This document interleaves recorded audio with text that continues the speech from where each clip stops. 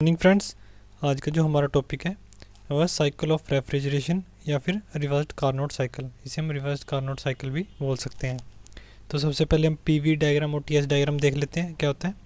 ठीक है, यहाँ पे प्रेशर और ये वॉल्यूम, ये पीवी डायग्राम है, ये टीएस टेम्परेचर और एंट्रोपी डायग्राम है। ठीक है, आपको ये डायग्राम याद रखनी पड़ेगी। 1 से 2, 2 से 3, 3 से 4, 4 से 1, मतलब ये प्रोसेस सब बताएंगे कि प्रोसेस 1 से 2 प्रोसेस में क्या होता है क्या नहीं। और ये टी एस डायग्राम है। ठीक है, टी एस डायग्राम में क्या है, ये T2 इक्वल टू T3, ये स्ट्रेट लाइन है इसलिए temperature T2 equal to T3, क्योंकि ये यहाँ पे टेम्परेचर है T2 इक्वल टू T3 और T1 इक्वल टू T4। ये देखिए T1 equal to T4 as according to diagram T1 equal to T4 है। तो शुरू करते हैं। 1 से 2 में क्या हो रहा है। ठीक है, 1 से 2 जो प्रोसेस हो रही है उसमें क्या हो रहा है, आइसेंट्रोपिक कंप्रेशन, आइसेंट्रोपिक कंप्रेशन हो रही है उसमें।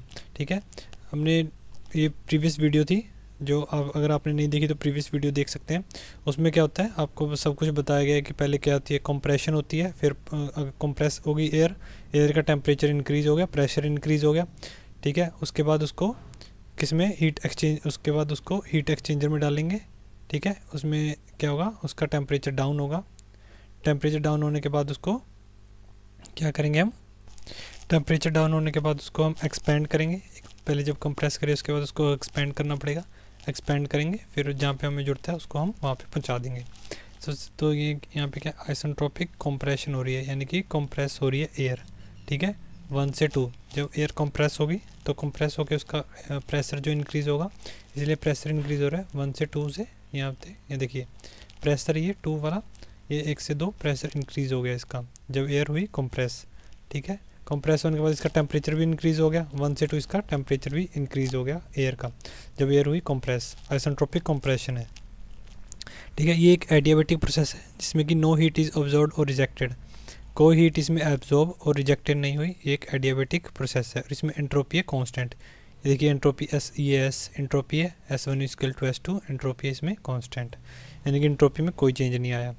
ठीक है, 1 से 2 होगी कंप्रेशन, आइसेंट्रोपिक कंप्रेशन। उसके बाद है 2 से 3, 2 से 3 के आइसोथर्मल कंप्रेशन। ये आइसेंट्रोपिक कंप्रेशन थी, ये आइसोथर्मल कंप्रेशन। आइसेंट्रोपिक में क्या था, इसमें टेम्परेचर चेंज हो रहा था। ठीक है, 1 से लेके 2 तक टेम्परेचर चेंज हुआ, मगर आइसोथर्मल कंप्रेशन है क्या हुआ, इसमें टेम्परेचर कांस्टेंट है, इसमें टेम्परेचर कोई चेंज नहीं आया। 2 से 3 देखिए यहाँ पे कोई चेंज नहीं आया, T2 इक्वल टू T3 है, टेम्परेचर में कोई चेंज नहीं आया, आइसोथर्मल कंप्रेशन है। सेकंड स्टेप में क्या होता है, हीट रिजेक्ट होती है। ठीक है ना, कंप्रेस कर दी यार, उसके बाद हीट रिजेक्ट होगी 2 से 3 प्रोसेस में।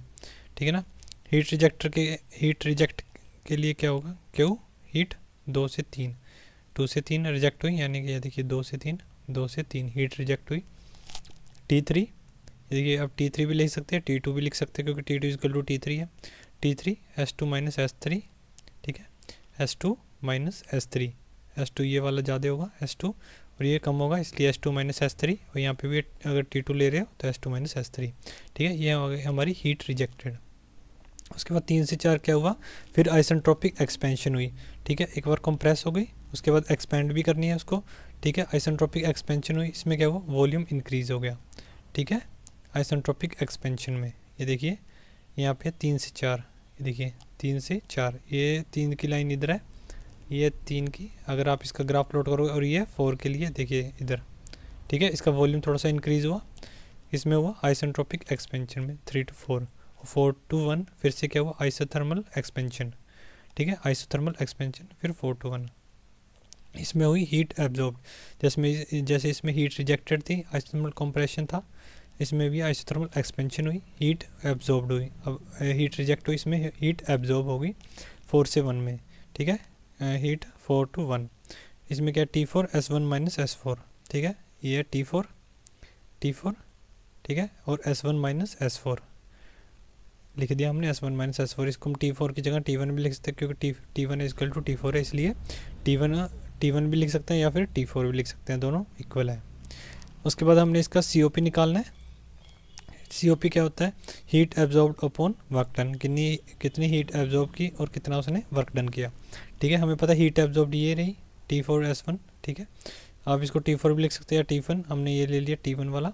ठीक है, ये इधर लिख दिया T1 S1 minus S4 heat absorbed upon work done. Work done क्या हुआ, heat absorb minus heat rejected, ठीक है। यानी कि T2 S2 माइनस S3, ये रही हमारी T2 heat rejected minus heat absorb, T2 S2 minus S3, T2 S2 minus S3, और ये T1 S1 माइनस S4, ठीक है। ये आ गई हमारी COP।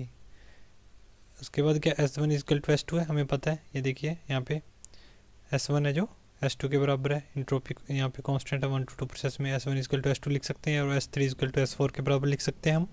इसलिए हमने इसको चेंज करके क्या लिख दिया, S1 की जगह हमने S2 लिख दिया और S4 की जगह हमने S3 लिख दिया, ताकि ये नीचे ऊपर से कट जाए।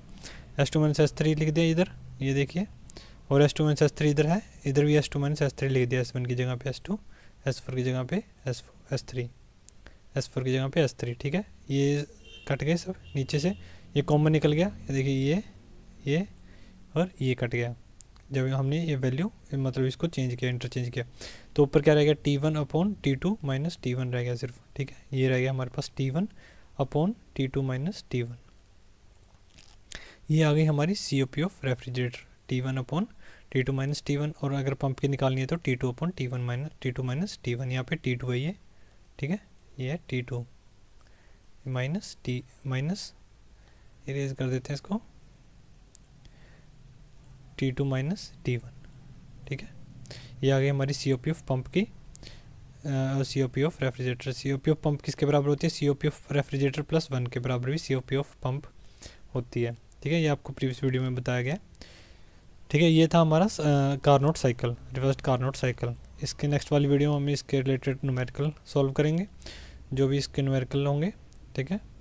आई होप आपको वीडियो अच्छा लगा हो, तो चैनल को सब्सक्राइब जरूर कीजिए और वीडियो को लाइक करना मत भूलिए। Thank you.